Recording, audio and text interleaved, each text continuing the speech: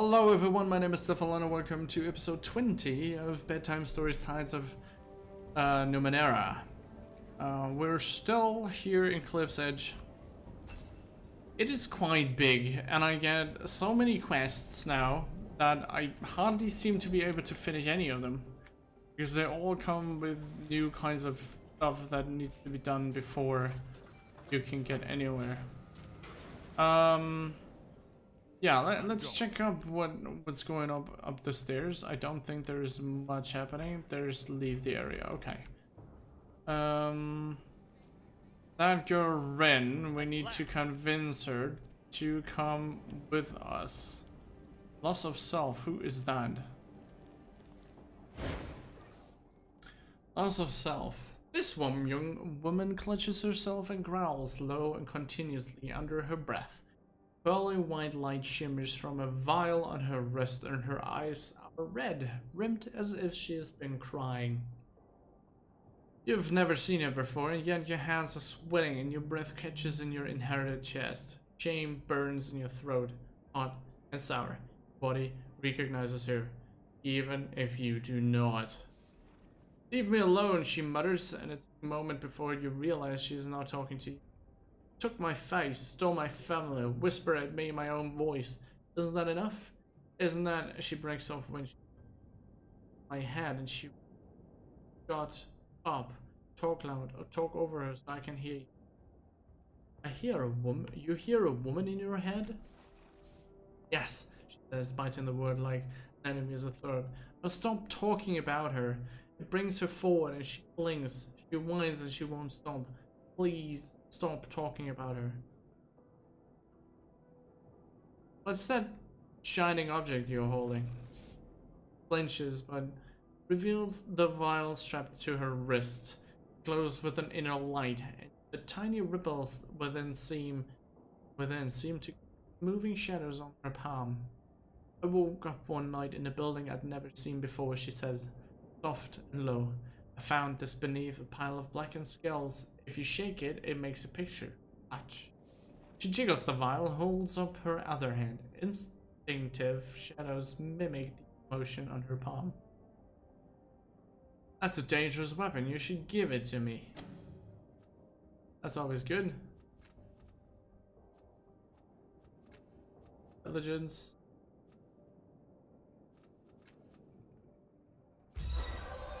Yeah, 60% is enough. Finger sign of the vial, then loosen. Alright. Says, looking desperately unhappy. Still, she seems somewhat relieved when she hands it over. Okay, I did get Star's Kiss. An offhand artifact, plus 15% evasion. Granted ability, Star's Kiss. Next enemy that a melee attack on hit. Character gets knocked down. Active one. No, sorry, I want to hear about the woman in your head. No, every time I think about her, she inches closer to me, pulls on my arm. Stop asking about her, please. I'm sorry. Thanks for following. Thank you very much. I have messed up the screen, but thank you very much for following.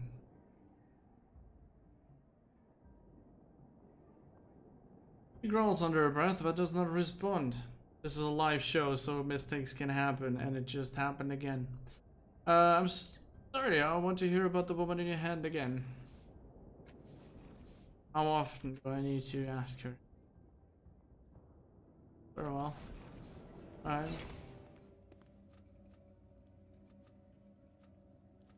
It's an offhand artifact.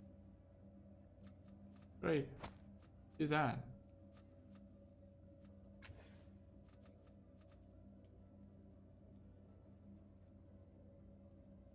Two-hand weapon and one-hand weapon? I give her that.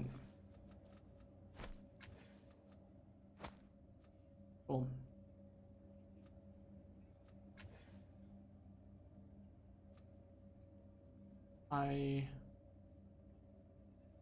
Two-hand weapon, I guess.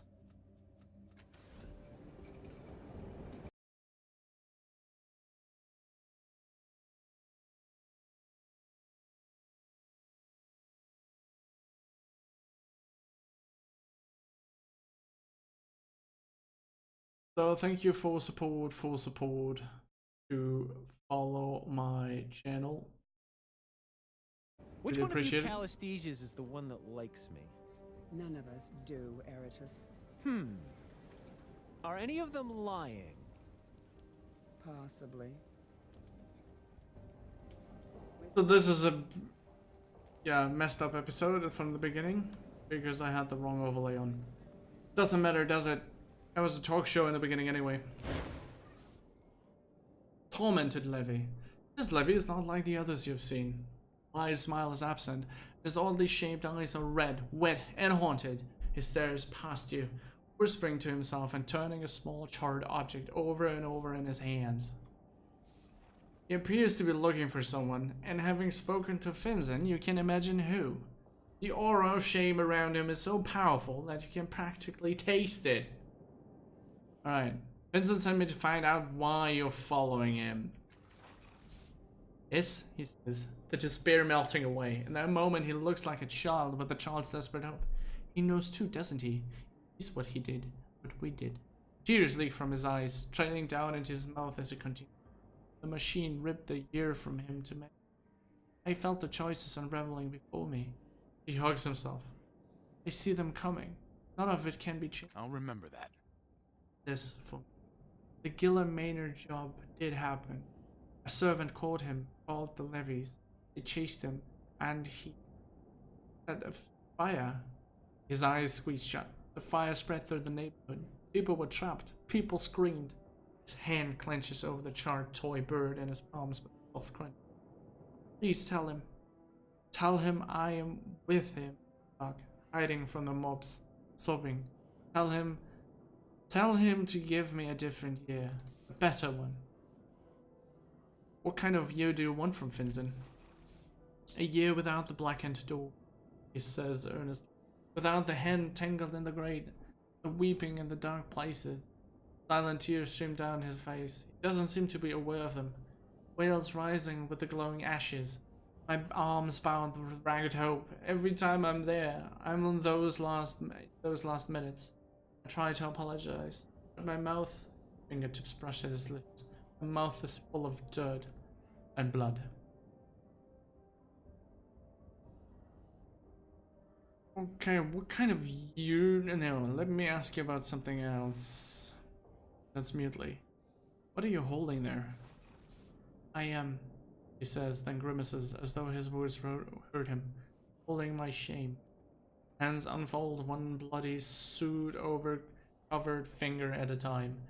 Rudely made wooden bird lies there, painted in pinks and pale blues, sharded around the edges. That bird represents your shame?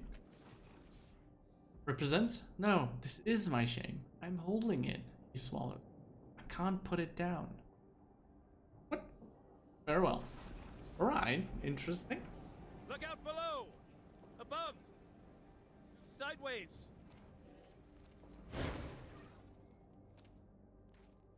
Did you find out anything? He asked, eyes darting around you to check on the distant levy. I've spoken to the levy. He mentioned something about a Gilliam Maynard job. You what? Vincent says, going pale. Your voice down. Tell anyone else about this? No? Good. He lowers his voice. I have to be, unspecific about this, understand? Before I became a citizen, I wasn't a nice person. I took things. Money. And just a few weeks ago, certain people told me they wanted me to rob Gilliam Maynard. Grimaces, rubbing his neck. I was going to do it, but then I became a citizen, gave up a year of my life to create the levy. That levy. Something changed, he says, frowning. All of a sudden, I couldn't get the dangers out of my head. How thick the levy patrols were, like how the captain himself was looking into, one of my older adventures. Plays with the apron strings hanging from his pocket. So I cancelled the job and started working at the bakery. Never did the Gilliam job, and that's the truth. The levy is seeing what would have happened if you did the job. It wants another year from you. I'll remember that. Oh, I get it, he says, rolling his eye. It's a shakedown. Give me a year or I tell them what you did. Well, I ain't done anything. I never killed anyone, and I don't owe him nothing. I can't keep out handing handing out years like they're free. Based on what he said, it sounds like becoming a citizen saved your life.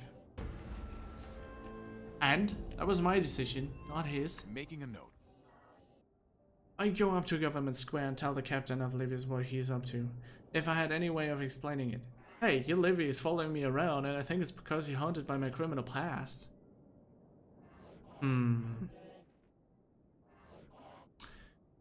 Persuasion. Give the Levy another year of your life. You started fresh. He should get the same chance. And I'll do that with...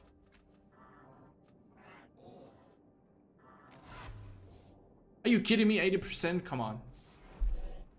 Just a copy of me, says laughing. Barely even that. I don't owe him a thing. If anything, he owes me. Do it again. Spit out intelligent points as if there were nothing. No tomorrow. Oh, for what? Is this expirated?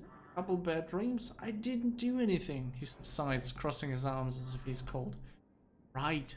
What did he see in his other future? You get caught? Chased around maybe? You started a fire that killed a lot of people. How much is a lot? He says, rubbing his mouth while the back of his hand. See some of the truth in your eyes and sighs. I'll remember that. Fine. Fine. But I ain't running myself down searching for a way to give my life away. Levy machines at the order of truth. We'll talk to the scholars since you're so hungry for this. Maybe they can bash something together and lerp another year from me and give it to him. He grins, but his heart is definitely not in it. Good luck. Okay, great. We can do that. That's fine. I need to talk to these two people. Then we have Cliff's Edge probably. No, not exactly. This Lord is another one I need to talk to. I kind of want to sleep and, you know, regenerate. Is that possible somehow? Alright, so that happened. Rin. Yes. Let's check out these 3 triangles serenely above a scuffed stone besom. Can't help noticing that the citizens of Sagas were given this moment them a wide berth.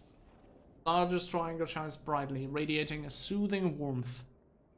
The middle, darker one hovers over it, turns slightly away from the first with what strikes you as disdain. The third is small, dryly amused, and so deeply indigo as to be nearly black. Move from the first 2 triangles. Hesitate. You're sensing emotions from these objects. Intent. Something is strange here. Touch the large triangle. Reach out and time slows. A hand drifts past individual motes of light dappled dust, moving into the warm glow of the large triangle. Calm, warmth, bleeds up your arm when you grasp the edge of the triangle. Something somehow rigid and flexible at the same time. You blink, swaying, and a half second before you open your eyes, you hear the thunderous crack of wood on wood and the rumble of distant voices. Snatch your hand free from the triangle. Okay. Another medium-sized triangle. Staring at this triangle is disorienting. The longer you stare at it, the more you feel tight coiling sensation in your head. Standing on your toes and stretching, you manage to brush the triangle's icy face with your finger. The air thickens like a weight over you, and you struggle to keep your eyes open. Between the thumping of your heartbeat, you hear thousands of purposeful rhythmic footsteps treading endless stairs toward the peak, vast echoing room. Examine the smallest triangle. Tiny objects spin slightly faster than the others. The more you stare at it, the more you sense a growing presence in the air, the icy regard of distant eyes. Yeah. You blink and a strip of light unwinds ahead of you like a path through infinite murmuring dark. Behind you is an ever-shifting zoetrope of linked motionless hues. It is your past. Realize every second of it, every choice pouring out of you and treading away into the black. You open your eyes, back at the stone ring, still touching the triangle. All 3 of them are watching you. Blink again. I'm ready to learn something new. Strip of light, the surrounding darkness, and in the valley between the slow pulsing of your heart, you hear the murmurs, countless witnesses, raised voices of your past and future companions, the heated condemnations of enemies you haven't met, and above it all, a trio of voices, one warm, one cold, and one dryly practical. They are speaking a verdict. Can't hear them over the din. Out for silence, you can hear the judges. You bellow into the dark, clenching your fists, and the crowd instantly falls silent. So do the judges. The echoing silence that follows you realize that you are alone. You always were. Destroyed on. Path unravels before you every step. Unspools behind you. Lay on the path to see where it leads. Follow the road casually. Look to the right. The path at your feet flickers as if anticipating your new direction. Clearly, your choice is to find this road's curse and not the other way around. You open your eyes. 3 triangles hang in the air exactly as they did before, unmoving and silent. The vision is gone, and yet you can still feel the choices you've made, curving away behind you, a string of jewels. Straighten, moving into the future, breath by breath. Suddenly notice a message carved into the stone ring beneath the triangles. Judge yourself. As you watch, it slowly fades away. Look at the compass, and the stone is cracked in places, but far newer than the ancient shapes that float above. I suspect that the citizen of Sagas added the person to make the triangles look less out of place. That's an interesting monument. That's for sure.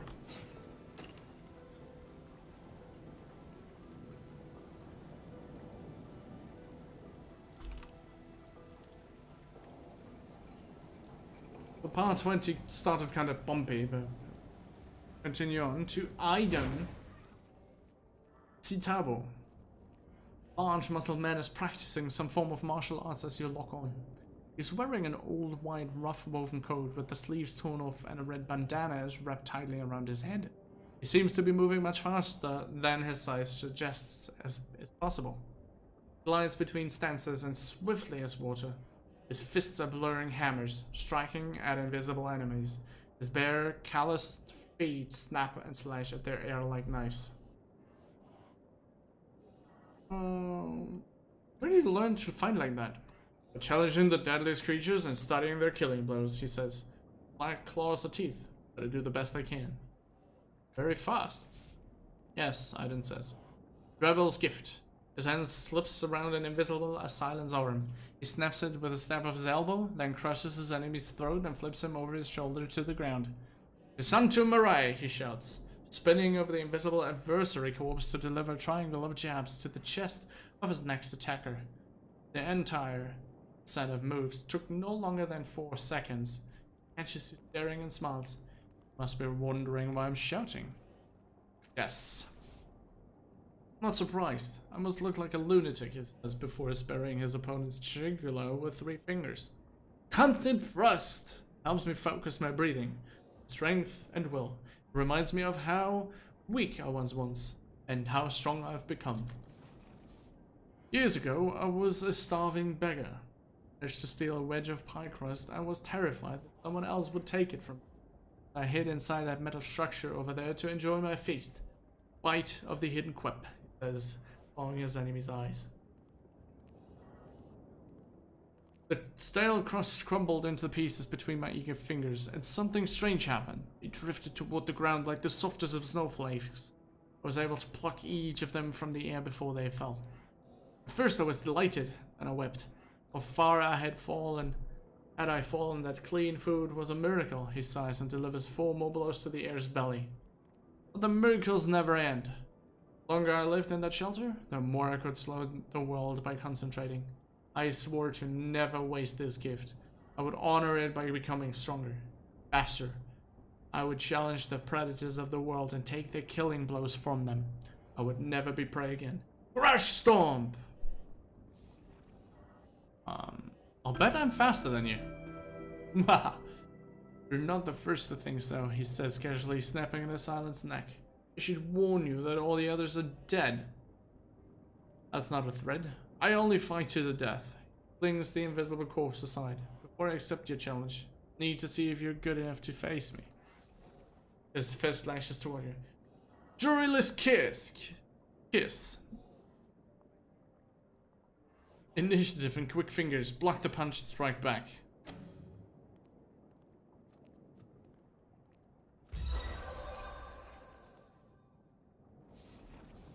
You bat his fist aside and aim yours at his nose. He lowers his head, dashing your knuckles off his forehead. I underestimated you, he says, an odd light in his eyes. That won't happen again. Time me when you're ready for the next round. Why do you insist on fighting to the death? I fight to learn my opponent's most powerful techniques, he says calmly. How can I be certain they'll use them unless death is on the line? Okay, well, we challenge him once I got a good night's sleep. Not sure if I'll... Oh, a tavern. A tavern is a location which usually takes a lot of time. A lot of time. So how about do the following? We finish one thing and then yes. So we're going to the Karan Nasarai.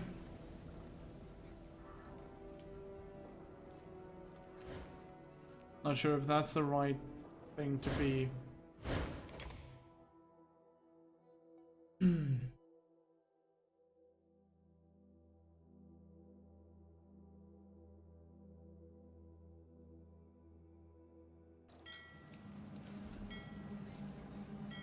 Oh, so we are in a bar? Oh, Fruk. God. Okay, we can get a good night's sleep here. Design.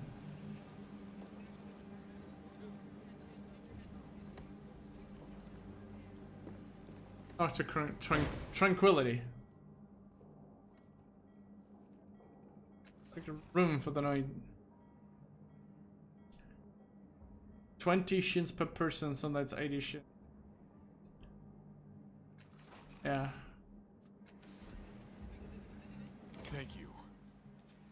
We healed everything, we're rested. Trouble coming your way. Yana messenger, you opened your eyes to see the hooded face of Folsom's messenger. Her eyes are clearly slightly dazed. It seems possible that she hasn't slept since you last saw her. Another murder in the underbelly last night. While you were sleeping. It was an itinerant chick named Montpa. Folsom wants to know if you've learned anything new. When went around where I am. What? So every night I spend here, another murder is gonna happen and I won't be able to talk to the persons again? Holy crap. Okay, that's a problem. We definitely need to get this done and solve the murder mystery. Okay.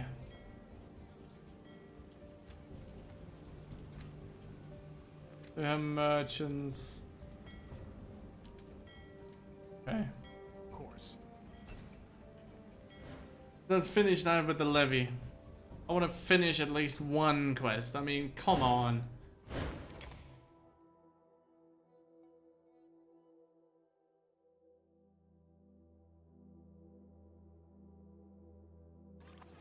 How can you remember all these quests? So, where is it? So, that, the Order of Truth should be... Yes. Now. Yeah.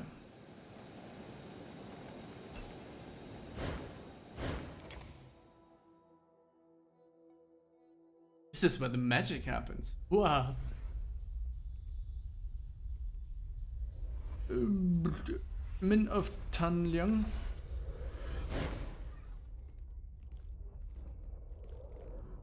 Rubbing his temples with grease-stained fingers, the tall priest nods at you. Okay. Lily Mary told me there's a Memorvira spy in the Order of Truth. I think so. There's an irritated glance at Mary, but not because we've seen people in dark cloaks creeping around. We've lost dig sites to her thugs, maybe people too. We can't be sure because we never find any traces of them. Catch the spy. Only matters. How's Pico settling? Oh, you know him. Good kid. Really good kid. He hasn't let an hour go by without exclaiming over something he's found in a book and insisting everyone to take a look. Kid's going to do well here. Okay. More questions about the Order of Truth? No. Talk about something else. You have more time to talk about Numenera. One of the foremen is trying to create offspring, and I was told the Order of Truth could help. Not the master foreman, I hope, he says with a disbelieving laugh. One of him, it is more than enough. This sounds like something that would interest Snurf quite a bit. And when you head back to the underbelly, tell Master Artisan I said hello. I've met a levy that's losing his mind. He wants to take a better year from its creator. What? That's horrible. His gaze drifts to the air. And very, very fascinating. I could build something based on our machine that would trade a year of the citizen's life, assuming you were willing to pay 60 for parts. And the citizen was willing, of course. I'll remember that. Alternatively, if you want to spare the shins and the day it would take me to make it, you could try building it yourself. If you feel like a challenge. Okay, I'll try building the device myself. That's the spirit. Not that we couldn't use the money, mind you, but we're not about getting rich here after all. Sure, I can make it for 60 shillings. You can try making a building myself.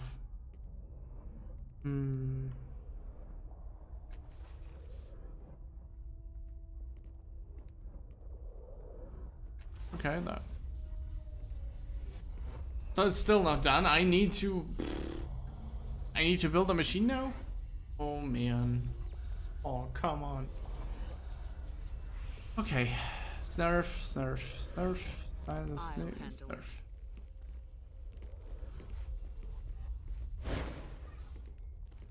Slouched before you is a figure clad in a dusty, unremarkable robe. Loose folds of rough cloth swift shift to reveal a vaguely humanoid form with elongated facial features and two elaborate biomechanical arms. Can't help but notice the size, the shape, and even the number of its digits changing as it tinkers with a bizarre-looking device on the table. It glances up at you. The eyes are the size of your palms. You realize it is a visitant. Being from another world. Greeting, Yellowfin Sentinel. It says, nodding with studied respect. I will be with you in a moment. The mechanical fingers contract and dance independently over the surface of the device before it, adjusting and tightening. There, I'm Snurf, guest of the Order of Truth. Brings you to my workspace. Those arms of yours are interesting. How do they function? Quite sure. There's raising them for your inspection. Extra digits roll out of the mechanical palms in somewhat nauseating wave and disappear just as quickly. They seem to be as sentient as either of us, but obedient so as long as I keep them busy. Otherwise, they scramble about while I rest, touching things, taking long, strangely in the odd road. I forced them to take up. Tell me about yourself. Your curiosity was me. I came through the bloom from another world. To be absolutely honest, I'm an inadvertent sacrilege and perversion. I would imagine that you're curious about my people's reproductive processes at this point, but I happily describe them. What? I must have. I cataloged the reproductive processes of various known life forms. I often assume that others find the topic as fascinating as I do. It is a rather complicated topic, so let me know when you're ready to speak at a length. One of the foremen is trying to transfer energy to its children, but they keep dying. You think you can help? Making a note. Absolutely. I must regretfully ask for a small payment of 50 to cover my expenses, however. Yes, dear. and not an Eon priest. The city does not fund my research, just the money. Now let me ask you for questions about this situation. Do try to be accurate, or the device I will craft will be less effective. First of all, to know this is an unusual case. Mean intelligence is rarely driven. Why does the foreman have children? It believes that the children already exist and are waiting to be born. Predestined existence. Uncommon philosophy, but not unheard of. It also raises reason for fertility. Why can't great offspring? So obvious. On to the second question. Has it had any success in transferring its energy to its children? How long does it take the children to fire? Almost immediately. Intriguing. A question. How are the foreman intelligent? What areas she ring core? Some other method.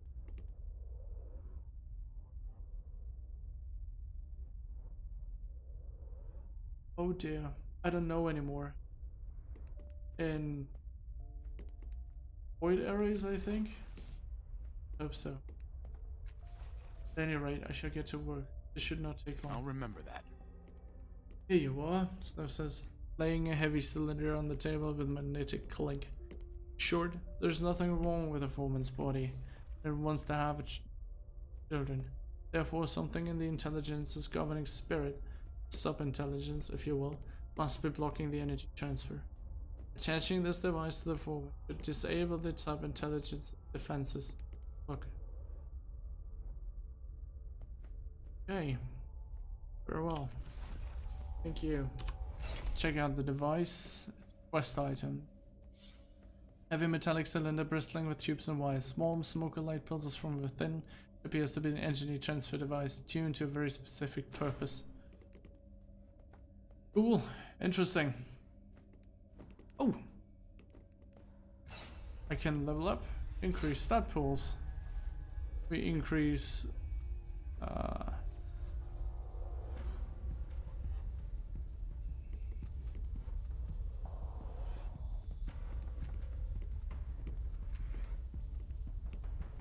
Need a rest.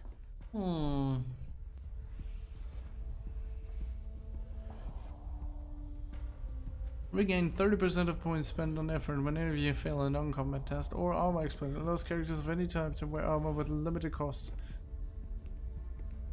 Gain 3 might armor cost reduction, 3 speed armor cost reduction, plus 2 armor. Reduces the penalty to esoteric attacks and occurred by armor by 15%. Oh, armor expert. Use. So, Sucker Punch.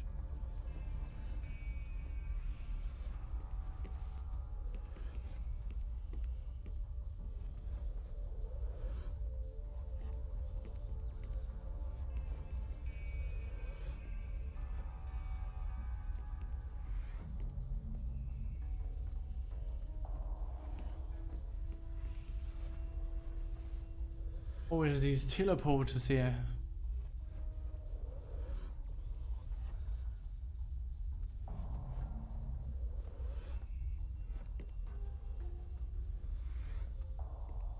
Tank that deals weapon damage plus 3 if the target has negative fatal comfort die. Negative fatal comfort diced for 1 round.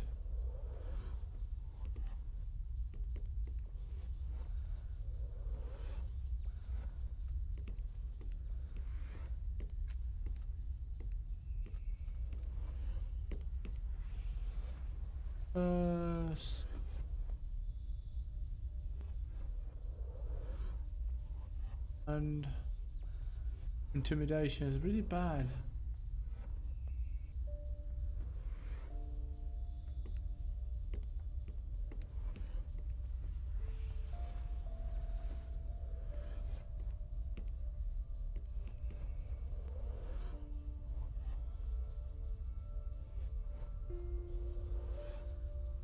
Oh dear, what?